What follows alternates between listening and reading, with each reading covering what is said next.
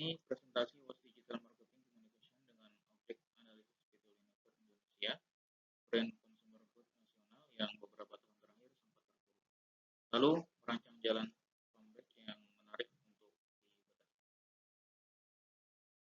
Alurnya begini, kita mulai dari konteks krisis yang dihadapi Unilever, evaluasi strategi komunikasi mereka saat ini, analisis pakai model IAS, pemetaan posisi Red Ocean versus Blue Ocean, rekomendasi strategi digital marketing yang solutif, dan saya tutup dengan sejak akhir 2023, Unilever Indonesia diterjang gerakan boykot produk yang diasosiasikan dengan Israel. Penjualannya anjlok sekitar 15% dan harga sahamnya jatuh ke level terendah dalam 15 tahun terakhir. Tapi menariknya, memasuki 2026 mulai terlihat sinyal pemulihan. Laba bersih kuartal pertama 2026 naik 14,1%.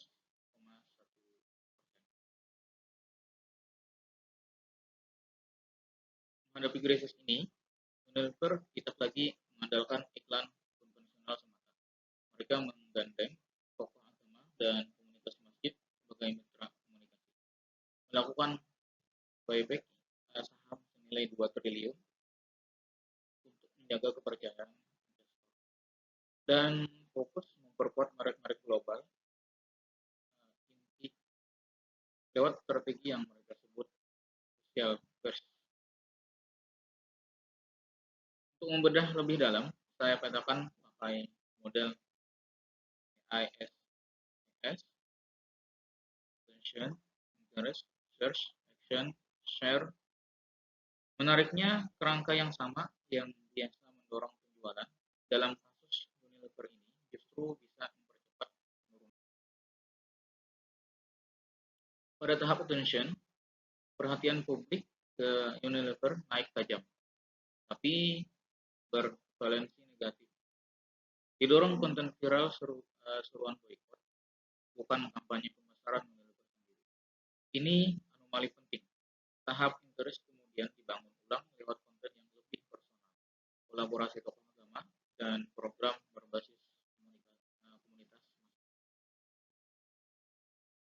Tahap search bergeser signifikan ke pencarian informasi sertifikasi halal dan daftar merek yang diboykot.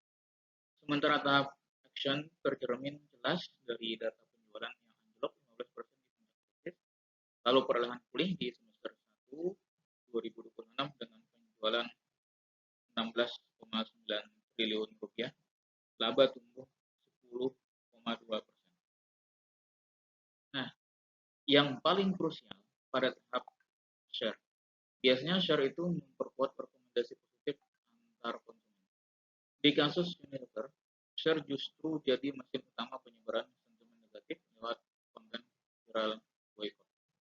Saya menyebut fenomena ini sebagai IAS terbalik, di mana share mempercepat penurunan action, bukan memperkuatnya. Pelajarannya, di era digital, IAS bukan cuma alat merancang strategi positif, tapi juga peta risiko yang harus diwaspadai.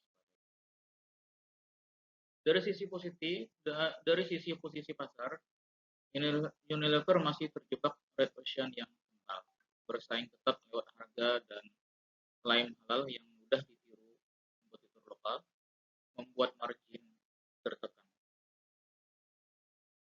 Rekomendasi Blue Ocean saya, Unilever perlu bergeser ke ekosistem produk berkelanjutan yang terintegrasi dengan program komunitas lokal secara nyata. Misalnya, kemasan refill yang terhubung program bank sampah, komunitas masjid, atau pesantren.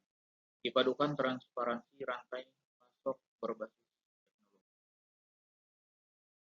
Untuk mengeksekusinya, saya rekomendasikan 4 kanal: konten marketing berbasis storytelling komunitas, sosial media marketing yang memperluas kemitraan tokoh agama jadi program jangka panjang,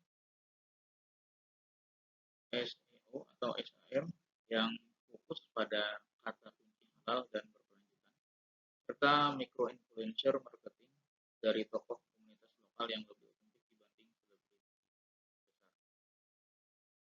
Keempat, keempat kanal ini saling menguatkan. Konten dan sosial media marketing membangun ulang attention dan interest secara organik. SEO dan SEM menjawab tahap search, dan micro-influencer mendorong action sekaligus menghasilkan share yang membalikan pola AISES terbalik menjadi siklus yang kembali bekerja untuk kepentingan. Sebagai menutup analisis, kasus ini menunjukkan bahwa krisis komunikasi bisa datang dari luar kendali brand, tapi brand yang berani keluar dari zona kompetisi lama menuju blue ocean punya peluang besar untuk bangkit. Referensi untuk tersedia pada dokumen analisis tertulis yang saya kumpulkan. Demikian presentasi